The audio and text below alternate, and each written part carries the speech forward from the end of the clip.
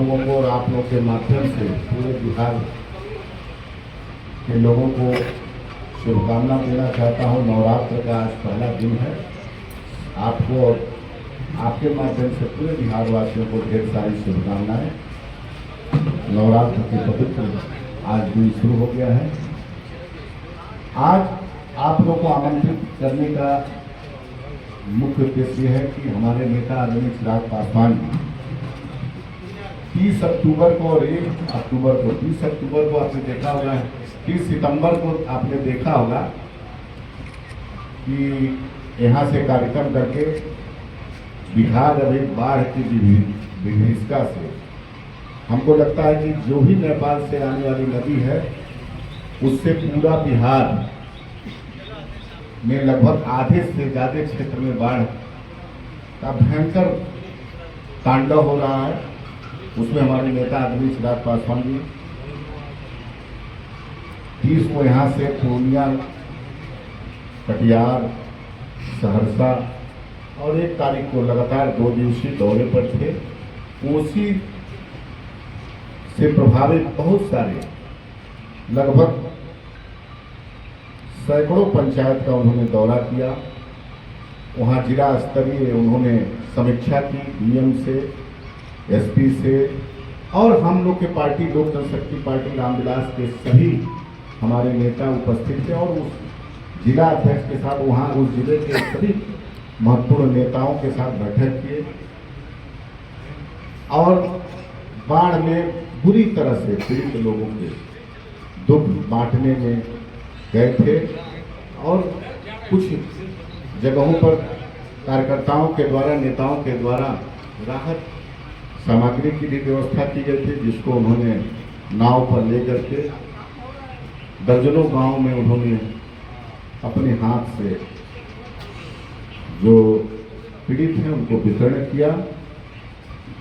और मैं आपको बताना चाहता हूं कि बिहार में कोसी डैम से, चाहे आप वाल्मीकि नगर बैराज से और नेपाल से जितनी नदियां, ये बिहार के साथ बड़ा दुर्भाग्य है कि प्रत्येक वर्ष, इस बार तो समझिए हमको लगता है कि कई वर्षों का रिकॉर्ड तोड़ हो गया था। कोसी तटबंध के ऊपर से पानी बह रहा था, मतलब पूरा वो जो डैम है उसके ऊपर से पानी निकल करके, और उसी में दरभंगा का एक बांध टूट गया, जिसमें बहुत हजारों के हजारों गांव आज बुरी तरह से, बिहार में मतलब सीतामढ़ी से लेकर के पूर्वी चंपारण, पश्चिमी चंपारण, गोपालगंज, हाजीपुर हो, चाहे शिवहर हो, फिर उधर आप कोसी से अररिया, मधेपुरा, सहरसा, सुपौल, खगड़िया, बहुत सारे लोग प्रभावित हैं।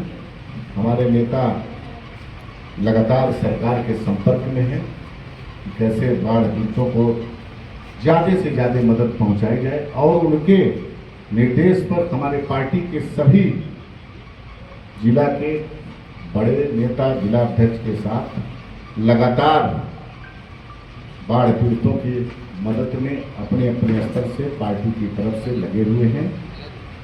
उसके बाद मैं बताना चाहता हूं कि 8 अक्टूबर को हमारे संस्थापक पद्मभूषण रामविलास पासवान जी की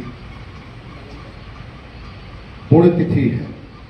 उस अवसर पर प्रत्येक वर्ष के भांति पूरे बिहार से जन्मस्थली शहर बनी पहुंचते हैं। उसकी भी तैयारी जोरों से हो रही है, क्योंकि हम लोग के संस्थापक जिनके पद चिन्हों पर हम लोग चलने का काम करते हैं, हमारे राष्ट्रीय अध्यक्ष आदरणीय चिराग पासवान जी के पुण्यतिथि वहाँ मनती 8 अक्टूबर को, और उनका जन्म दिवस हम लोग हाजीपुर में जहाँ मूर्ति आदमकद मूर्ति लगी है वहाँ हम लोग मनाते हैं। प्रत्येक वर्ष बड़े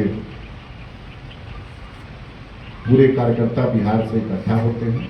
इस वर्ष हम लोग 8 अक्टूबर को वहाँ पर इकट्ठा होंगे, और साथ ही साथ नेता के जो द्वारा बताया गया है 28 नवंबर को हम लोग जो गांधी मैदान में स्थापना दिवस के दिन तैयारी हम लोग की चल रही है, उसकी भी सभी हमारे नेता सभी जिला में जा करके तैयारी कर रहे हैं। सभी कार्यकर्ताओं से आग्रह कर रहे हैं, निमंत्रण कर रहे हैं कि आप लोग 28 अक्टूबर को गांधी मैदान में लाखों लाखों की संख्या, 28 नवंबर को स्थापना दिवस के दिन लाखों लाखों की संख्या में वहाँ पर सबको आमंत्रित किया जा रहा है, पहुँचने के लिए आग्रह किया जा रहा है।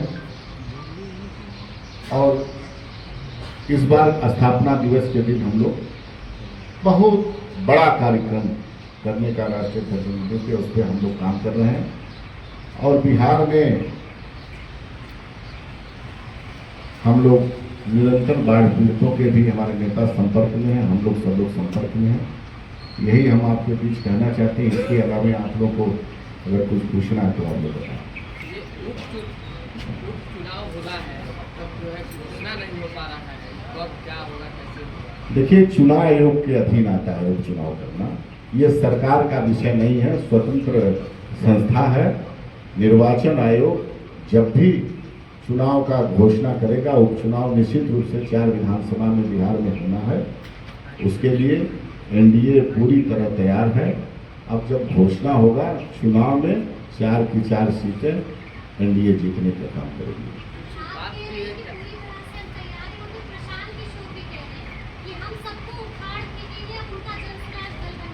नहीं, निश्चित रूप से मैंने मीडिया के माध्यम से कल देखा है, उनका दल बना है और सब दल अपनी अपनी बात करता है। तो बात करने के लिए हम न उनको रोक सकते हैं, न आप उनको रोक सकती हैं। लेकिन बात कहने में और धरातल पर काम करना अलग विषय है। चुनाव आएगा तो पता चलेगा कि कौन क्या कर सकता है। मैं दावे के साथ कह रहा हूँ कि 4 की 4 सीट एनडीए चुनाव जीतेगी।